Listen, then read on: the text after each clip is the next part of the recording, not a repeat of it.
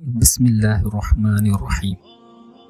حضرت حسین رضی اللہ عنہ نے اپنے مؤذن کو اذان دینے کا حکم دیا اور سب نماز کے لیے جمع ہو گئے تو حضرت حسین رضی اللہ عنہ نے اپنے مقابلے کے لیے آئے ہوئے لوگوں کو سنانے کے لیے تقریر فرمائی، جس میں حمد و ثنا کے بعد ارشاد فرمایا: اے لوگوں، میں اللہ تعالیٰ کے سامنے اور تمہارے سامنے یہ عذر رکھتا ہوں کہ میں یہاں اس وقت تک نہیں آیا جب تک کہ تمہارے بے شمار خطوط اور وفد میرے پاس نہیں آئے، جن میں کہا گیا کہ اس وقت تک ہمارا کوئی امام نہیں، کوئی امیر نہیں، آپ آ جائیں، امید ہے اللہ تعالیٰ آپ کے ذریعے ہماری ہدایت کا ذریعہ بنائے۔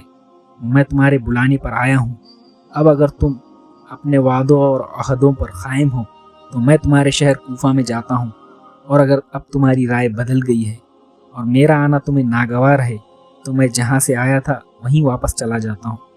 تقریر سن کر سب خاموش ہو گئے۔ حضرت حسین رضی اللہ عنہ نے مؤذن کو اقامت کہنے کے لیے کہا اور حر بن یزید سے فرمایا: اپنے لشکر کے ساتھ الگ نماز پڑھو گے یا ہمارے ساتھ؟ حر نے کہا: حضرت آپ ہی نماز پڑھائیں۔ حضرت حسین رضی اللہ عنہ نے ظہر کی نماز پڑھائی اور نماز کے بعد اپنی جگہ واپس چلے گئے، اور پھر عصر کا وقت آیا۔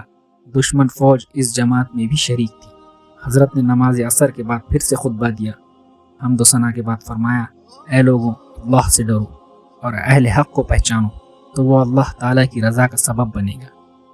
ہم اہل بیت اس خلافت کے لیے زیادہ حقدار ہیں جو حق کے خلاف اس کا دعویٰ کرتے ہیں، اور اگر تم ہمیں ناپسند کرتے ہو اور ہمارے حق سے جاہل ہو اور اب تمہاری رائے وہ نہیں رہی جو تمہارے خطوط میں اور تمہارے قاصدوں نے مجھ تک پہنچائی تھی تو میں واپس لوٹ جاتا ہوں۔ اس وقت حر بن یزید نے کہا: ہمیں ان خطوط اور وفد کی کچھ خبر نہیں ہے کہ وہ کیا ہیں۔ حضرت نے 2 تھیلے خطوط سے بھرے ہوئے نکالے اور ان لوگوں کے آگے ڈال دیے۔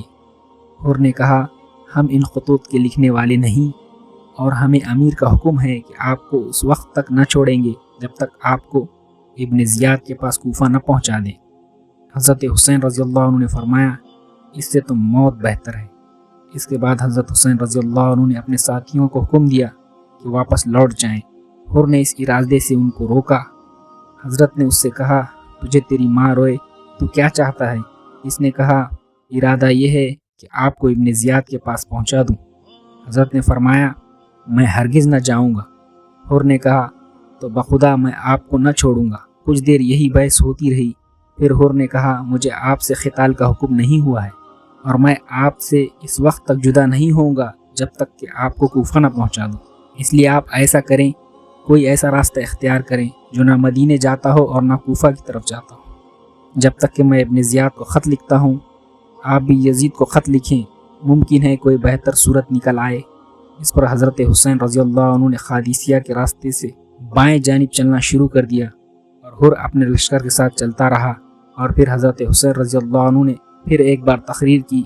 حمد و ثنا کے بعد فرمایا: اے لوگوں، رسول اللہ صلی اللہ علیہ وسلم نے فرمایا: جو شخص کسی بادشاہ کو دیکھے جو اللہ کے حرام کو حلال سمجھے اور اللہ کے عہد کو توڑے، سنت رسول اللہ صلی اللہ علیہ وسلم کی مخالفت کرے اور اللہ کے بندوں کے ساتھ ظلم کا معاملہ کرے، اور یہ شخص اس کے دیکھنے کے باوجود اس کی مخالفت نہ کرے، تو اللہ کے ذمہ ہے اس کو بھی اس ظالم بادشاہ کے ساتھ اس کے مقام یعنی جہنم میں پہنچا دے۔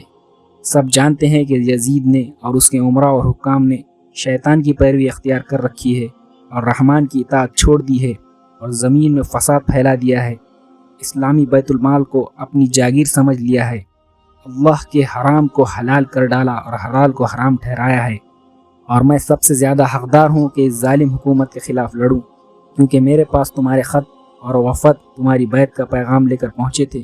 تم میرا ساتھ دو، اگر تم اپنی بیعت پر قائم ہو تو ہدایت پاؤ گے اور تمہیں میرا اتباع کرنا چاہیے، اور اگر تم میری بیعت توڑتے ہو اور اپنے وعدے سے پھر جاتے ہو تو کوئی بعید نہیں، کیونکہ یہ تم میرے والد حضرت علی رضی اللہ عنہ اور میرے بھائی حضرت حسن رضی اللہ عنہ اور میرے چچا زاد بھائی مسلم کے ساتھ کر چکے ہو، اور وہ آدمی بڑے دھوکے میں ہیں جو تمہارے وعدہ کرنے کے بعد دھوکہ کھائے، سو تم خود اپنی آخرت خراب کر رہے ہو اور اپنے حق میں ظلم کر رہے ہو۔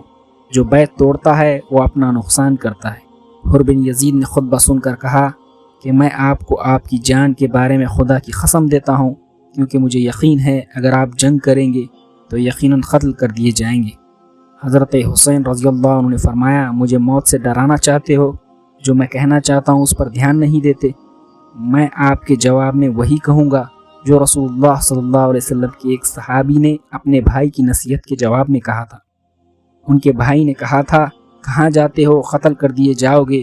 تو ان صحابی نے جواب میں کہا تھا میں اپنے ارادے کو پورا کروں گا اور موت میں کسی جوان کے لیے شرم نہیں، جبکہ اس کی نیت صاف ہو اور مسلمان ہو کر جہاد کر رہا ہو۔ اب اگر زندہ رہا تو پچھتائے گا نہیں، اور اگر مر گیا تو قابل ملامت نہ ہوگا، اور تمہارے لیے ذلت ہے کہ ذلیل و خوار ہو کر زندہ رہو۔ یہ سن کر حر بن یزید آگے ہو کر حضرت حسین رضی اللہ عنہ کی طرف آ گیا اور حضرت کے ساتھ چلنے لگا۔ باقی آئندہ ویڈیو میں سماعت فرمائیں۔ چلیے جزاک اللہ۔